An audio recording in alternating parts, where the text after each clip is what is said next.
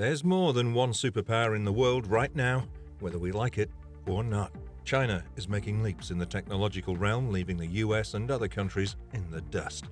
From launching the world's first quantum satellite, building the world's largest radio telescope, and landing a rover on the far side of the moon, China is advancing at light speed.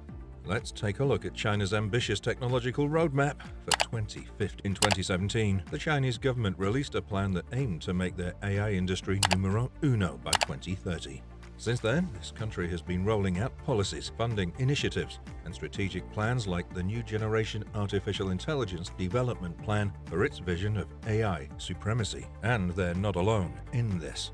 They've collaborated with Baidu, Tencent, Alibaba, and even SenseTime. Now, one thing that gives China an edge is its ginormous population. With so many people, they're swimming in an ocean of data, and this data is like fuel for their AI algorithms.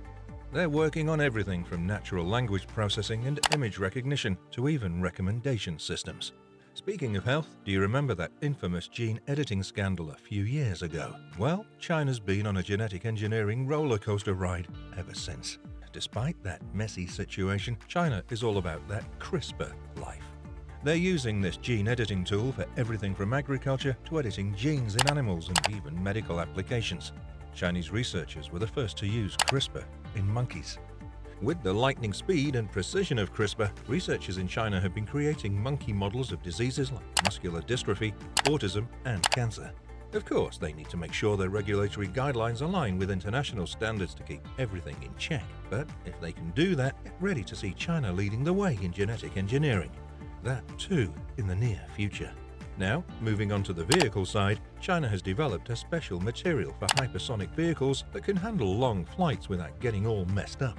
In a top-secret military test, they applied this thin material to a Wave Rider aircraft, a plane that rides its own shockwaves for improved lift. They even cranked up the heat around the aircraft to thousands of degrees Celsius, just to see what would happen. Around the entire globe in 2021, leaving the US military scratching their heads in disbelief. Now, the Chinese scientists behind this breakthrough called it a complete success and even published their findings in a fancy schmancy journal.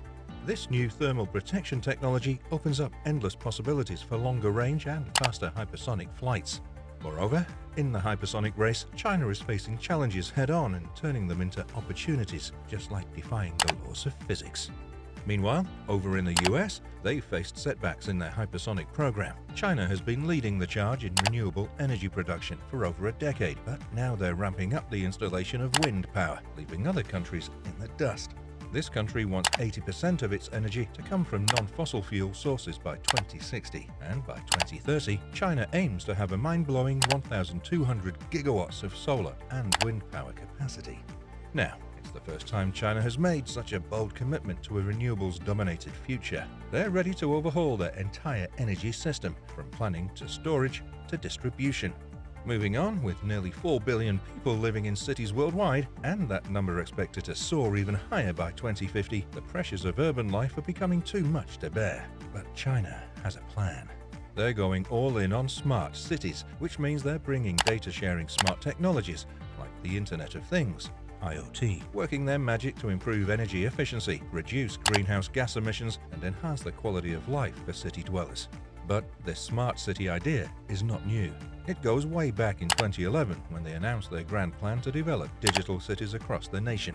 Now, they're investing big time in 5G, AI, new energy vehicles, cloud computing, and so much more. China even set aside $1.4 trillion in 2020 to support technological innovation in these fields. And China's tech giants, Alibaba and Huawei, are leveraging their expertise and resources to support the development and deployment of smart cities. China is also making significant strides in the field of nanotechnology, and they're doing so with gusto. They've got the big bucks, a talented workforce, and strong collaborations with other countries, the US, EU, Japan, and Russia. The Chinese government is making it a strategic industry in their 5-year plan. Plus, they've got some legislation and regulations to back it all up. What's even cooler is that they've managed to bring back home some top-notch researchers and scientists who went abroad for their education. China's not just relying on the government, though. They've got public-private collaboration going on. Now, a shining example of their success is the Nanopolis in Suzhou, the world's largest nanotech industrial zone. They've got private companies and new startups doing their thing in this futuristic city. And let's not forget about the private sector leading the research and development charge. While state-sponsored institutions dominate in other industries, the private sector is rocking it in nanotechnology. They're doing everything from cloning to cancer research, and even exploring the mysteries of the sea and space. Now, we all know the future is quantum computing. China is also aware of that. Chinese researchers have been at it since 2010, studying these ultra-cold atomic systems. Recently, they managed to entangle not just 2 atoms, but 8 and 10 atoms at a time. It's a crucial step toward creating practical processors for quantum computers.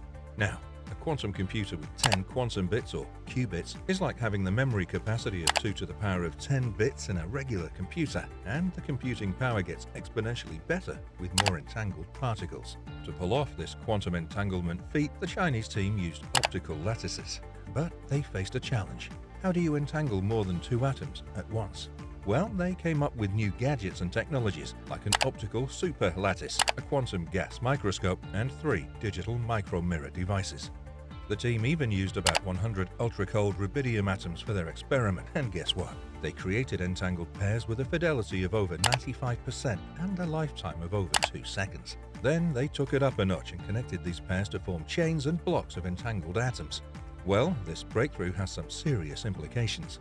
We're talking about high computational power for data analysis, optimization, and even cryptography. Plus, it could lead to advancements in materials science, drug discovery, and even climate modeling. Even more, China is shooting for the moon and beyond with its next-generation crewed spacecraft. This spacecraft is going to take Chinese astronauts to the moon, help build China's very own space station, and even explore deep space.